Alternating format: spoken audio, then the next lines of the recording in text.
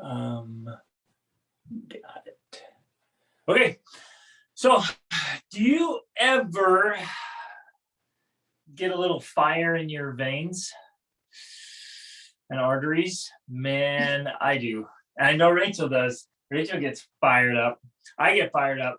And this morning is one of those days. I'm ready to breathe fire, but I'll keep it. I'll keep it controlled for you guys. Isn't isn't it crazy what's kind of going on in the world right now? Um, there's some really nutso stuff, and we kind of briefly mentioned last time. We talked about a little bit about the fourth turning, which is the fourth turning is crisis. If you haven't read that book, read that book. It's amazing. And we're in the middle of the fourth turning right now, right? And it's crazy. It's crazy times. And well, okay, here's this interesting thing, right? So I send out this package. We had to send a package for a car we bought for our daughter, and I went and paid extra to have 1 or 2 day delivery, right? And it was guaranteed. But of course, they can't guarantee anything anymore because COVID gets blamed for everything, right? Well, but they didn't tell you that until. No, they told me that right there. Oh. But they're like, oh no, it'll be there. She's like, it might be 1 day late, but like it will be there. You guys, 10 days later, 10 days, 10 days later, it shows up. And I'm calling and calling, I'm like, what's up? They couldn't give me any reasons. I'm like, what's going on? And all she said was, well, it might be COVID, might be weather, right? But it was in the desert. Anyways, so then our daughter is supposed to be leading a trip to Guatemala. She's supposed to be in Guatemala right now with a big trip. They had, I think, a total of, I don't know, 14 participants or something like that. And so they're supposed to be going there the day before she's supposed to fly out. They cancel all the flights, all of them, and then hundreds more. And then this was Spirit Airlines. And then all of a sudden, Delta cancels all kinds of flights. And then United, I saw a post yesterday. It was a news announcement. I can't remember which airline. Yeah, 2,100 flights. And I went to our Krav Maga class the night before last with a pilot. And he works for one of those major airlines. And he's like, they won't tell us. He's like, we don't know why. Right? And they're like, what was the official? Operational difficulties. Like, what in the world's going on? This is crazy. It's crazy stuff. But then here's where it gets my fire going, you guys. And I hope you're with me on this flameage. There are some let's discuss it. There are some legitimate restrictions being put on free speech right now. I hope that statement just kindles that flame of freedom. There are legitimate restrictions being put on free speech. Now, I understand what's going on, right? Yes, and freedom of choice. Yes. Right? And it always has been for millennia, you guys. This isn't new. This isn't like, oh, what's going on? Like, this has happened so many times, it's not even funny. Just start studying history and you'll be like, oh, happened there. Happens about every 80 years, turns out. And it just kind of works through the four turnings. But it's always in the name of the good of society. Always. They take away your choices for the good of the group. They take away your freedom of speech for the good of the group. And I get it. I understand the logic. And yes, I acknowledge there is misinformation out there, right? And there's just stupid ideas out there. And there's evil ideas out there. And there's ignorant ideas out there. And there's wrong ideas. But you guys, if we're going to enjoy freedom, we have to tolerate some idiosyncrasies, right? Like, it's okay if there's misinformation out there so that we have the freedom to have accurate information out there. You with me? They go together. But if we start regulating all the misinformation, if we start censoring things that we don't like or we think are wrong or are hurtful, they don't make us feel safe and secure and warm and fuzzy. If we start censoring that, where does that stop? Who's with me on this? You guys with me on this? Or are you guys like, you guys are crazy. You're crazy. What's going on? Like this stuff, I get it. I get and I think I can see all the angles. I've kind of been wrapping my mind around it all. But if we start censoring ideas that we don't like, or even ideas that are wrong, where does that stop?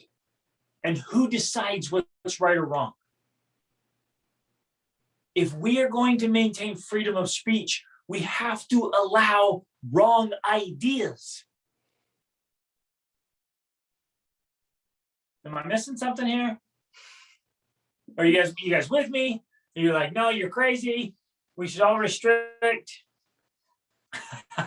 Anybody? Thoughts? Comments? Is anybody's fire burning? Oh man, this stuff fires me up. And we have to, are you guys with me on this? Who's with me on this? Like we have to do something about it, but I don't know what to do. Because right now it feels like if you raise your voice, they'll just censor you. Or now it's actually a thing to be deplatformed. Meaning if you have some ideas that don't kind of fit with, I don't know, whoever's making the decisions, like who's sitting in a cubicle somewhere going, not them, click. Right? Who's making that call? But if you raise a voice, like they shut you down. Like this stuff it's Dystopian? It's dystopian, isn't it? This is crazy. And we have to be able to, all right. So yes, exactly. We saw that too. So Dr. Mercola, and I love a lot of his stuff, right? And again, we don't have to agree with everything he says. And what's ironic and kind of the genuinely ridiculous is a lot of his posts are just posting studies or research that other universities or organizations have done. So he puts out this post of like, hey, this university did this study and this is what they found. And they're like, no, that's misinformation, Mercola, we're shutting you down. What in the world? Yeah, so he now, after 48 hours, is going to wipe years of work. Gone, right? Tons and tons and tons of super valuable research about like getting your body into ketosis, right? But it's all going down because he's been labeled as the major source of misinformation. Oh my goodness. Okay, this is just this is my little side rant. I think the point is whether he is or not is not the point. Like let's assume he's dead wrong. Right. Let's assume he's dead wrong and all this stuff is misinformation. Well, when you start shutting people down, you start censoring. Any of you history buffs out there notice some patterns? Anybody know of some societies or governments that have censored what we're allowed to read? Can you hear the words that are coming out of my mouth? Oh man. Yeah, the problem is not being allowed to share what he wants to share because somebody disagrees with it or thinks it's dangerous. And man, I was listening to Jordan Peterson a while ago and he was talking about that. There's this thing called the dark web, and then there's all this other stuff of extreme right wingers and extreme leftists. And they're talking about how if you try to shut those people down because you think their opinions are dangerous, even if they're racist or hate speech or all these other things, so the problem with that is you actually drive those people into like the underground, where then people who are drawn to that information have no way of like checking it against the norms of society, so to say. Like, at least on social media, if you post something, like, people can dislike it and like disagree with you in the comments. There can But be if- open dialogue. But there's open dialogue, even if it's not perfect dialogue, right? There's still open dialogue. But if if that stuff only exists in like the dark corners, like it actually grows and festers, and it gets worse. It gets Yeah. worse. So Peterson's whole point was like, you have to allow this stuff to be out there, right? Where people can see it, read it, access it, and other people can keep an eye on it, so that we actually know what's going on, instead of Hiding it. knowing that whatever we see is filtered in some way. Right. It's not everything that's out there, it's filtered. Whether you want to call that, I don't know, censorship or propaganda or whatever, like, you have to allow all the ideas to come out, not just pick and choose which ones get to come out, because that right there is more dangerous. Well, you guys, okay, let me Yeah. hear the comments here. I don't like it when, this is from the comments, I don't like it when people shut me down for my beliefs. So I agree, we can't just cancel what we don't agree with. Yeah. I also feel like something weird is going on. There's some master puppeteer out there somewhere, right? Agreed. It's not God or the devil, but some group of people, maybe. It feels like we're in a Hunger Games book. Exactly. We've had a few people tell us that. Crazy. Yes. Wow. And you're right, yeah, it becomes an echo chamber of whoever decides what's being echoed around. And this is reminiscent, she says, of my childhood in the USSR. Wow. Oh my goodness. Well, And right now I'm listening to the Gulag Archipelago, and they were doing this stuff. And there's, communist countries still on the earth right now doing this stuff. Where does this end? So, okay, let me ask a pointed question. What can we do? so about it? I just have to add this, Okay, go because I saw this headline yesterday. I'm not sure where I saw it, but it was something like, is America becoming like North Korea? And it was talking about this woman who, I actually listened to her interview with Jordan Peterson, but this was a different post, and about how she had escaped from North Korea. And then, interestingly enough, several years later, ended up going to college in South Korea, and then went to Columbia University in New York. And she said that her experience there was somewhat traumatic, because it reminded her of the censoring that she experienced while living in North Korea. Like, she wasn't allowed to use certain words, she wasn't allowed to share certain ideas, because it was considered unsafe or not politically correct, or all these. And she was like, she said she became very disheartened and depressed, practically, because here she was in America that was supposed to be this free country, and she was feeling similar to how she felt in North Korea. And so I didn't even read this article, I just saw the headline, but it caught my eye of like, I just thought that was crazy and interesting, and tying that in there. But Oof. Oh. So what can we do about it? let's not talk about that. Who knows? I don't know, but you hope like, and here's the problem. We tell ourselves, oh, this will go away. It'll go away.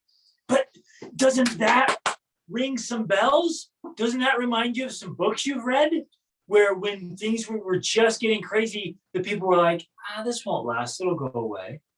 Won't get that bad. It can't get that bad. They won't.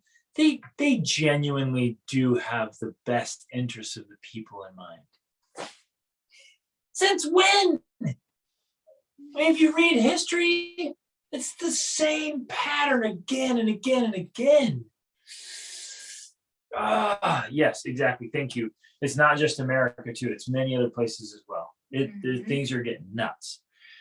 So there's a comment here in chat. I've been listening to the Freedom Convention by DeMille, only partway through.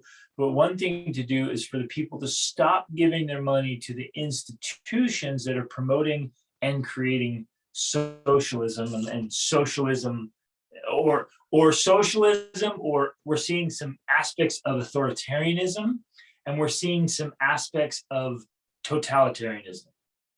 And if you're not familiar with those terms, study those and then teach them to your children.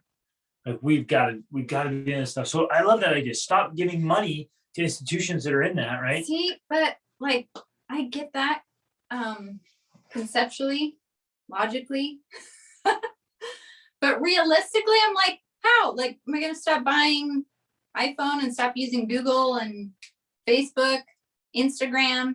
Yes. In my mind, I'm like, yes. no, I honestly, I'm not, because our business is built on that. Our entire world, as we know it, is built on that. So I get that in theory, but in actuality, in reality, it's easier if you, lived on a farm or Amish. I could see doing that, but I don't know how to do that in the world I live in now, and how like every aspect of our life is totally tied into and connected to big tech. Universities, yeah. But I actually came here we have to across, pay property tax, and they just force you to take your money, and then they spend it on the agendas they want. Like, this is something we all need to chew on here. yeah, we're the not rise saying of new alternatives could grow support. Yes. yes. Big tech companies started somewhere. Couldn't more big companies spring up that are Yes. supportive of the Constitution? That would be They could. amazing. But someone would have to do that. That's not going to be me. I know that. I'm not going to be starting it. But we can big tech support company. those who do, who protect privacy. I mean, who I protect agree with that. And agree. so in small ways, we can start to make those small decisions. Like maybe, well, I've seen at billboards while we were traveling across the country for a search engine called DuckDuckGo, which supposedly hides your privacy and things like that. But Google's still the best, honestly. I was listening to a book called Future Proofing You that I just finished. Excellent book. And he was talking about how Google started and their mission statement was don't be evil, which I thought was interesting. But then, I don't know when he said this happened, a few years ago, they had a bunch of big organizations that boycotted them and stopped advertising through them because they weren't censoring people enough. Essentially, that's what he was saying. That they were allowing hate speech and they were allowing these other things and they weren't censoring enough. And so these big organizations boycotted Google and Google's stock dropped like, I don't know, 70% or something crazy. So in a way, they were then forced to censor, which is unfortunately, in my mind, the first step to being evil. But as a business, I can see that too. Like that was seemingly an inevitable choice they had to make in order to remain in business. So it's very complicated. It's very complicated. Okay. Is there any hope? I don't know. So I had an email from another leader coach saying that 70% her business is tied to Facebook and social media, and it's this disturbing thought, which she wants to break. Yes. So building an email list is certainly one way to help with that. Using social media. Yeah, using social media to build your email list. But at least once you build the list, it's yours, right? But no, I totally understand that. Facebook recently made some changes to their privacy, and Europe enacted a bunch of things. So it changed how their Facebook ads work. And I know some people lost a lot of revenue when that happened.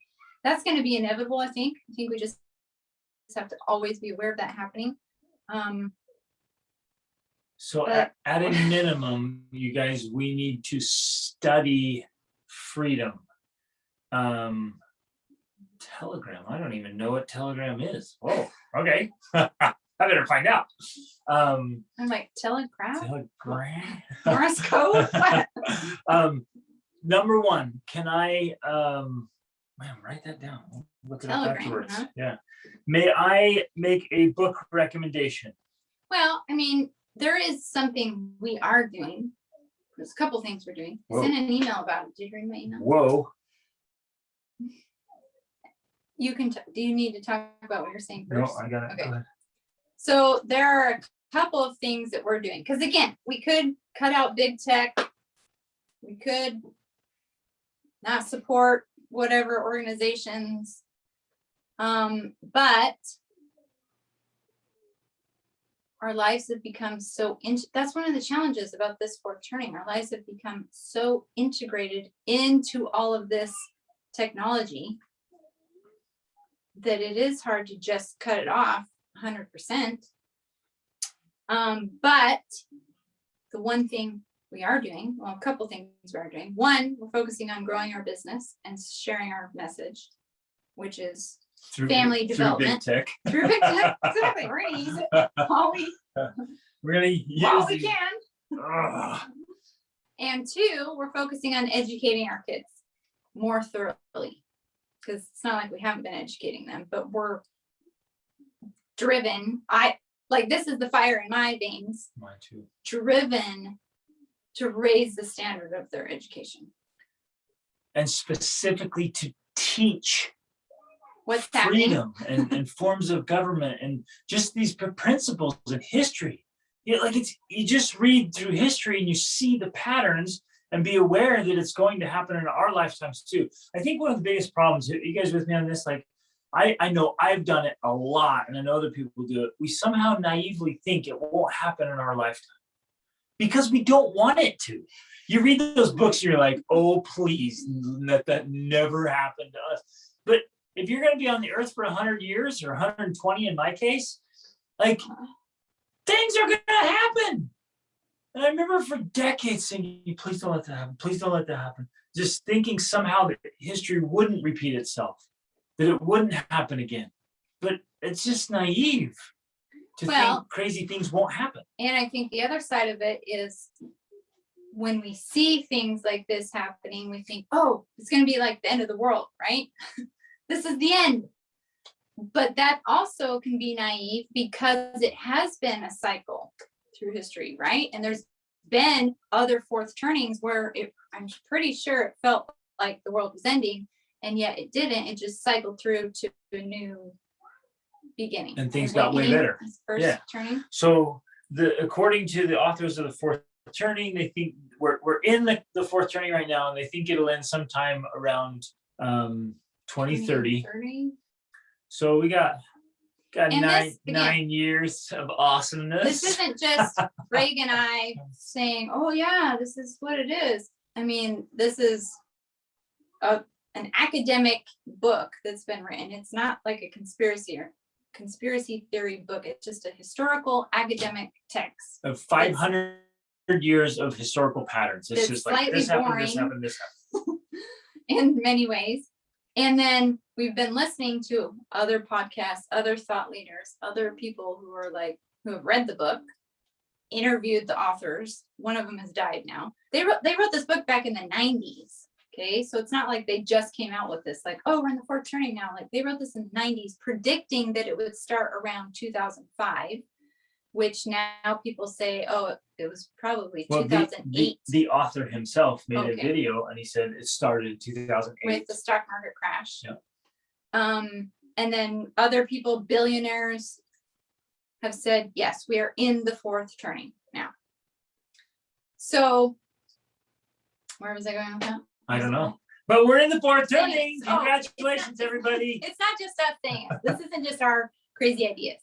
Because we sound crazy, but we're not. We are very careful to say things because we think things through. We take a long time to come to opinions before we share them. Anyways, So let's catch up on some of the Yeah, comments. let's So do it. could people create a big enough trend using Facebook to convince people to switch away from Facebook? I think it's possible, but they might get censored before it gets growing. There are other Wait, did you do platforms this one? people are trying to go. No, not yet.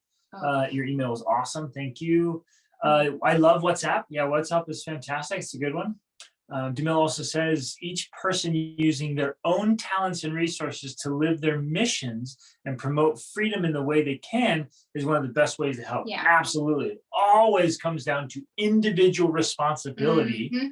Well, and then if you read The Rational Optimist, he talks about specialization as well. Like we all have to get in this space where we ourselves, and then as a couple, and then as a family, stand for this. But I guess that's where I'm going is like, and I don't have the answers, but I have the Well- question, like, what can you and I do as individuals and as families to stand against tyranny?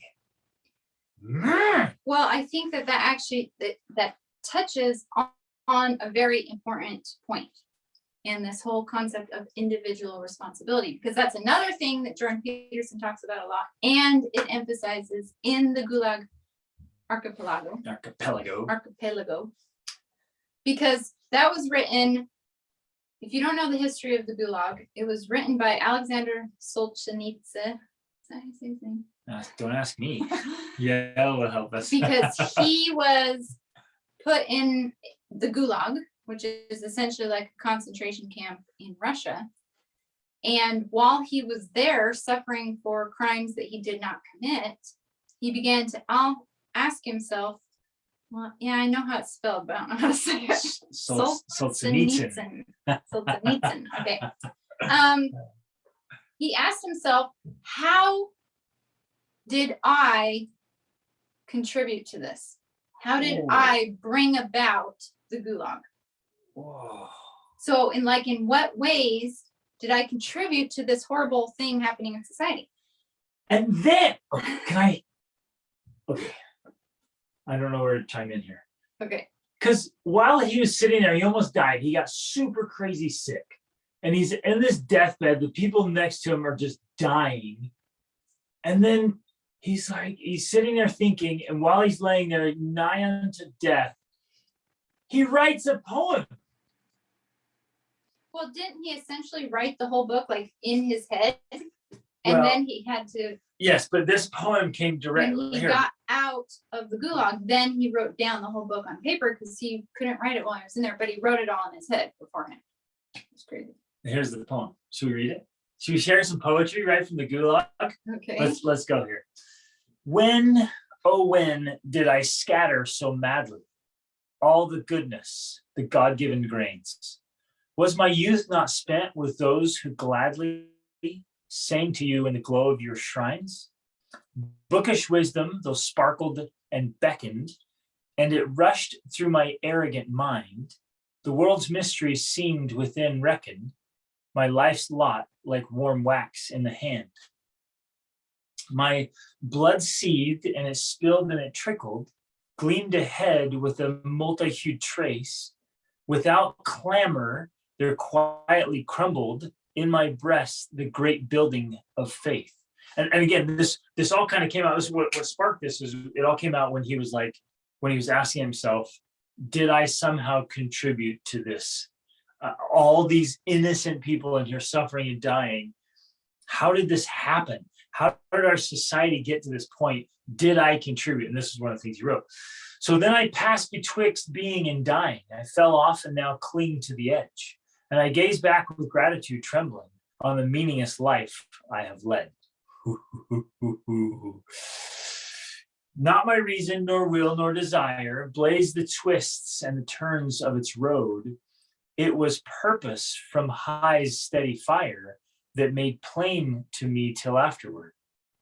Now regaining the measure that's true, having drawn it with water of being, O great God, I believe now anew, though denied, you were always with me. And he was contemplating this idea of like, what was my meaning and purpose? What was I moving towards with purpose and passion? And what was I standing for? And did I have a voice? or did I just kind of just exist and roll along with things? And it allowed it to happen like nothing necessary for it was the only thing necessary for the triumph of evil is that good men do nothing. Like you don't have to contribute to allow it to take over. Right. So with individual responsibility and this theme that Jordan Peterson keeps talking about is it starts with the simple actions that you take on a daily basis. And that could be as simple, well, he's famous for talking about cleaning up your room, right? It starts there by taking care of your mind, your heart, your emotions, your thinking, your space, your environment, your marriage, your family. Like that's where it starts ultimately. Like we want to go out and do something great in the world. We want to make a big difference, but the real impact that we're going to have starts right here, and right here. Like that's where it starts. So I don't know. Ultimately for me, like that's where I'm going to focus. I can't control big tech. I can't control what's happening in a global scale, but I can control what is happening in my own family and in my own home. And if we all do that and do it well, we can have an impact. So there was a book I was going to recommend. It's called The Law by Frederick Bastiat. He wrote that in I think it was the late 1800s.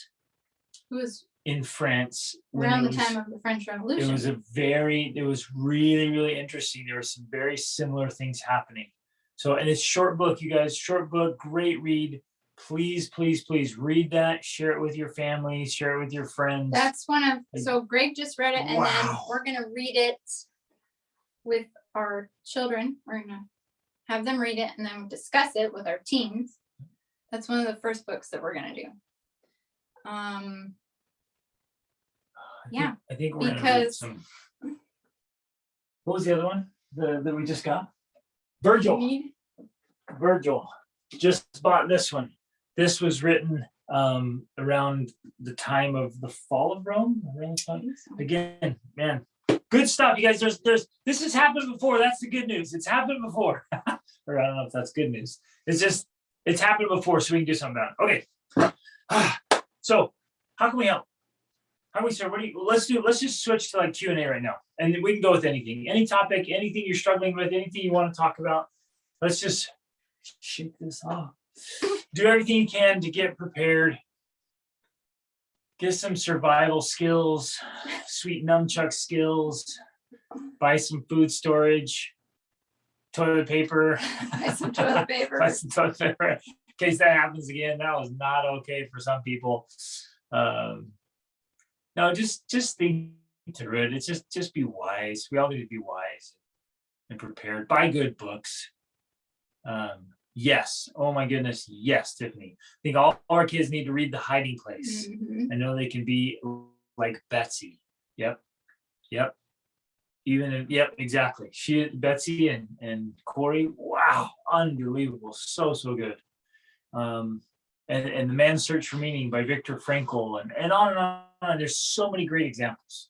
So read those books and read them with your children. And if you have older kids, have your kids read the books so that they get it, right? You want your older kids to get this. I think this is happening at a societal level because not enough of our youth, and now some are young adults, like they didn't read this stuff. They didn't get it. They don't realize that they're participating in a very cycle that caused so many big problems.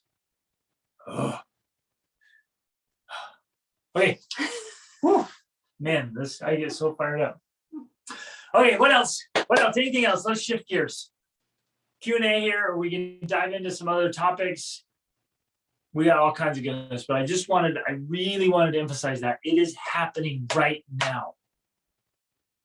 Freedoms are being taken away, and it's crazy to believe like it's actually happening. We're watching it in real time. It's nuts. Not happy, no. Yeah. Whew. Okay. Okay, everybody jump around unless it's almost 1 o'clock in the morning, then you can just lay there in bed. Okay, what else? How do we teach our kids about this without scaring them? So Great question. I've been going to Krav Maga. I've been thinking about this, and I've really been thinking about it a lot because last night it hit. I've been going to Krav Maga. Our teens were in Texas. They just got back, and so I was going to our martial arts class, our Krav Maga class, and I was going with my 10-year-old. And during that class, he always talks about like intense stories and situations and dangerous things. And so my little 10-year-old, he's catching it. He's got a sharp mind, and he's taking it all in and thinking about stuff. And then we talked about our story of what happened to us in Mexico when we kind of got accosted, assaulted by a mob. And then, so I can tell it's affecting him. And on the way home, we're just driving home in silence. He usually like listening to music. He didn't turn the music on. He just sat there for a while. And he's like, hey, he's like, Dad, would our basement hold up if a bomb hit our house? And I knew where his little mind was going. And so it got me thinking, we talked through it, and it got me thinking, I'm like, he's thinking about wars and the stories he's heard. And he's thinking about catastrophes that have happened and sadly will happen again. And so I talked through it all with him. And then, it made me start thinking about kids that lived during those times. And what's really interesting is those kids were tough and they were resilient. And they had some grit and the ability to face hard realities. And in a very tactful way, I think we have to teach our children how to do that and not let fears overtake them, which is really interesting right now because we live in a society that is plagued by fear. In fact, what was it we read? That the average high school student now has the same level of anxiety as a psychiatric patient in the 50s. Let that sink in. We've lived such comfortable, easy lives, and we've contributed, right? Circling back to that idea, how have we contributed to this problem? Well, by protecting everybody, by never wanting anyone to ever feel bad about anything. That probably all started by, not letting kids lose. Oh, we're going to stop keeping score in sports because we don't want anyone to lose in baseball or soccer or anything, because they might feel bad. But where does that lead to? It leads to these places where everyone wants to feel so safe. There's no actual dialogue. Like there's nobody in your face question. Like we need this stuff. So yes, it needs to be taught, and yes, we don't want to scare our kids. Well, I think the irony is that we often want to protect our kids, but often by protecting them, we end up kind of sheltering them, and that leaves them in a more dangerous position. I think that it's healthier. That is insightful. Yeah, it's healthier when we can gently expose ourselves and our children to scary things and then face them and process them. That's actually a healthier way of dealing with fear and anxiety and those things, by facing them and then processing them. But if we try to avoid it, it actually makes the problem bigger. Like we get more anxious, we get more scared, and we get less capable. Like we're not capable and competent enough to deal with real tragedies and challenges when they come. So I don't know. I mean, books and stories. Books and stories. So asking, what books and stories do you recommend? And movies, yes. Well, I'm going to add this because this is a discussion that we've actually been having for many years, and I feel somewhat relevant to today. And this has to do with movies because our kids have, interestingly enough, often been drawn to the end of the world, good versus evil, dystopian type movies. And there's been a time when Greg and I were like, man, should we be letting them watch this stuff? Like it can be pretty violent and scary. And we even had kids at times that had, nightmares about it. But over the years, we discussed it. And we had this conversation with some friends who were very into peace. Like, we don't allow anything in our life that is like nothing. Like Nothing. they wouldn't watch Disney movies. You guys. yeah, they don't even watch Nothing. Disney movies because the Disney movies have scary parts. Like in them. cartoons. And I Because get they're that. And I all respect about, it. like, we just want peace in our life. No contention, no violence of any sort. No, they're vegan, of course. Like, everything is about just peace. And we had this Which very is amazing. intense It really is amazing. conversation with them about, well, I mean, it was Carl Jung, the integration of the shadow, like lots of things like that. It was very deep, but the idea was darkness exists. And if we can, in doses, allow our children to be aware of the darkness that does exist, and then be able to talk about that and discuss that with them. Like, that's the key. If you just have the one and you're like, yeah, whatever, watch whatever you want. Like, I don't care.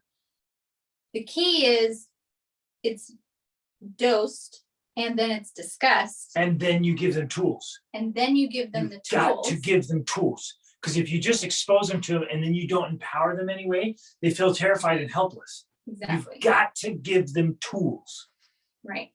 So that is something that has eventually become pretty intentional with us, to not shield them from those things, but allowing them to know that they exist and that it's real, at the same time teaching the principles behind truth and competence and all of these other things. So that was just a random, well, not a random. So let's that's the thought I wanted to share there. well let's do this. I want to, you know Oh, what? so this ties in here too. Yes, exactly. And in fact, our friends that asked this question, it was similar because they're actually German. And they're like, how do we share German history with our children without overwhelming them with the suffering, right? Well, and then victim mentality or oppressor mentality, right? And that's one of the things that we talked about, was you can't shield them from it. And that's something that we haven't done with our kids. Like, when something comes up, we're like, yeah, this is how it was. They killed people, they tortured them, they did these things. And we don't get, like, depending on the age, we don't get like super graphic. We give them just enough that it's a little disturbing, but not too much for them to handle at their age. Yeah. But So they have to know. they have to. Yeah, we do our children and ourselves a gigantic disservice if we don't know, if we don't make ourselves aware. So what we've done, and we've never filtered stuff from we've filtered, we've never withheld things from our kids. We've always had really open, honest conversations. Like, I know a lot of parents, like, with good intent, somebody they know makes a horrible choice and they're like, yeah, just something went wrong. And I'm like, no, that person became an alcoholic, then committed a horrible crime, and now they're locked up because they made really bad choices. So we've always just been straight talk. I think your brother's death was My brother's death is a good example. Like, we told him straight out. He's been addicted to drugs for years, which they already knew that. We knew that. And I talked to him about it. And we said he overdosed on drugs. He killed himself using drugs. Like, and if they have more questions, like they want more specifics, like we give them more specifics if we know them. But we talk about the suffering he went through and the mentality he must have been in, and like all these things. We don't just be like, oh, my brother, he died. Let's not talk about it. Yeah, he took his own life because of the darkness he was in.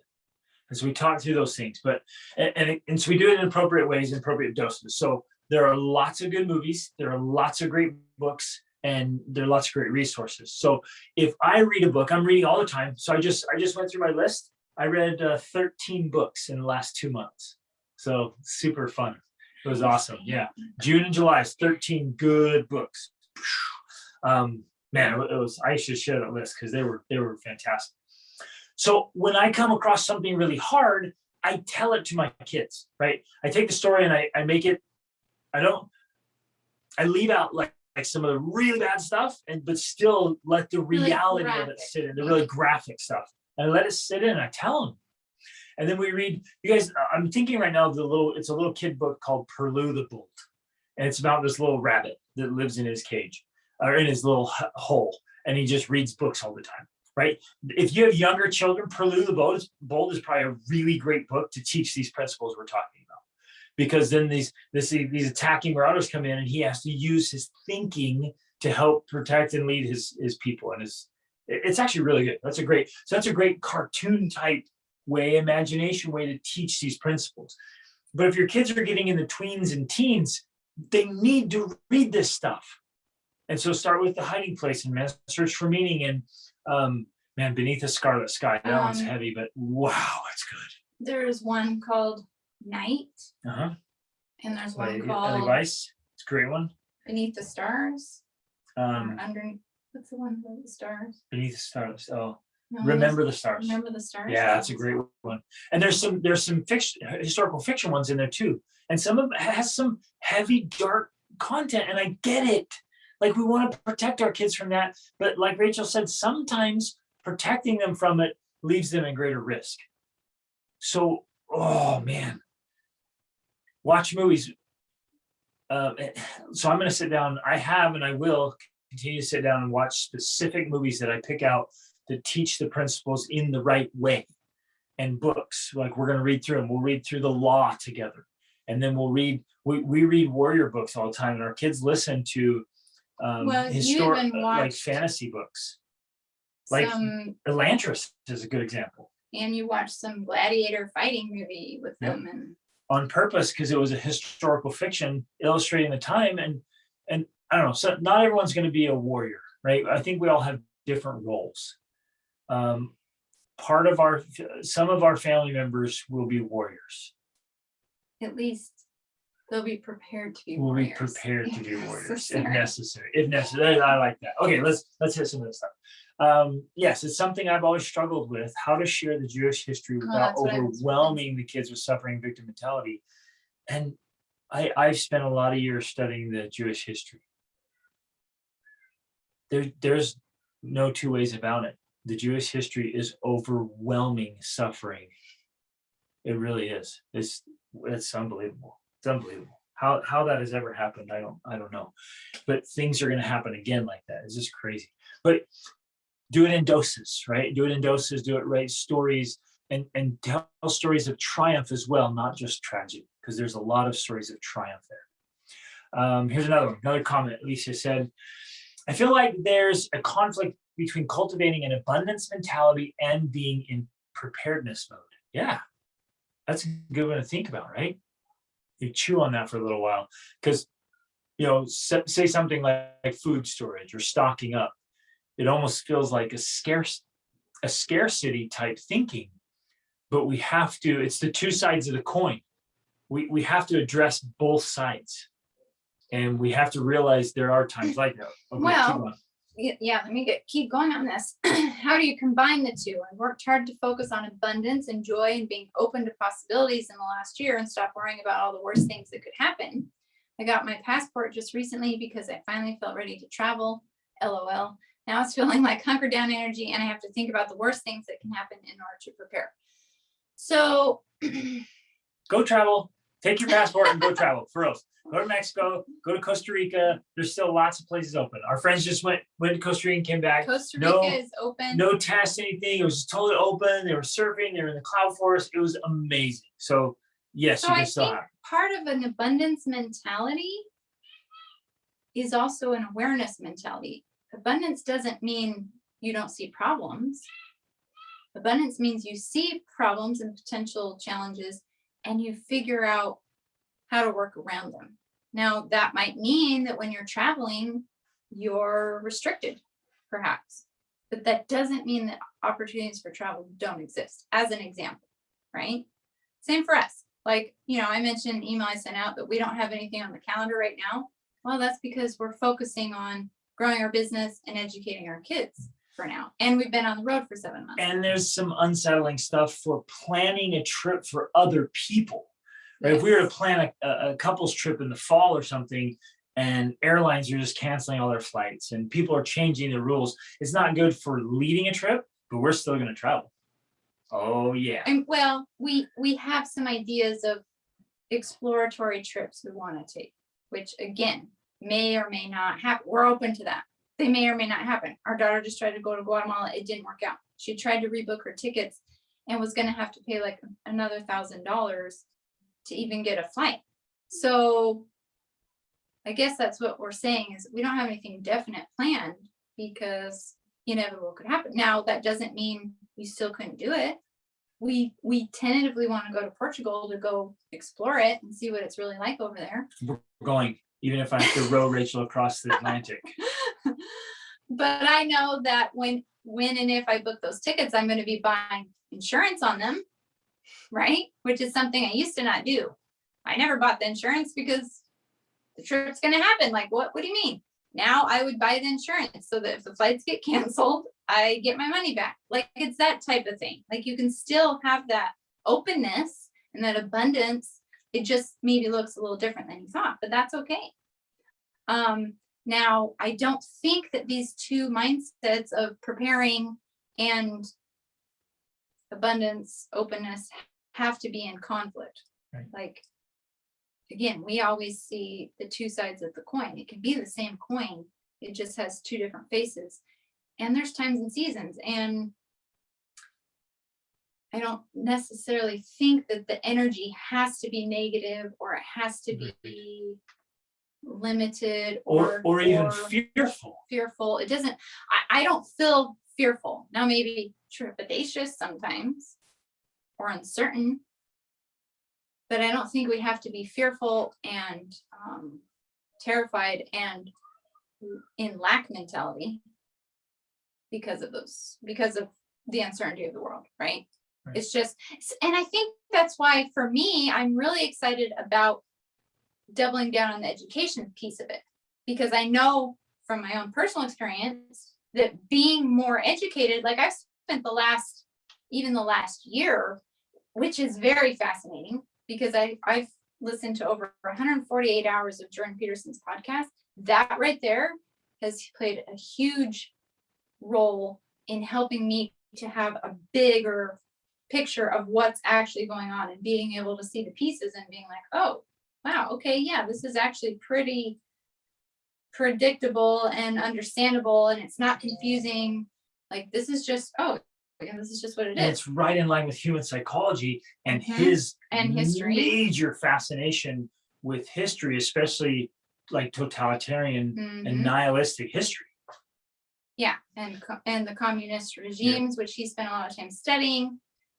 So it's very fascinating that when you educate yourself more, then you're able to see this bigger picture, and then things get less frightening in that way, I think, because you're stepping back and you're seeing it, you're understanding what's happening and why, and what the likely outcomes are, and that it's a cycle that's going to start over again. Like, and then we're going to go into one of the best periods of time ever. Like, think about the world after World War II. It was amazing. That was like one of the best times to be alive, right? I mean, it was just amazing things going on and a great, peaceful, happy time. Like, that's what's coming after, right? So I think with that type of perspective, it doesn't have to be hunker down, scared, lack.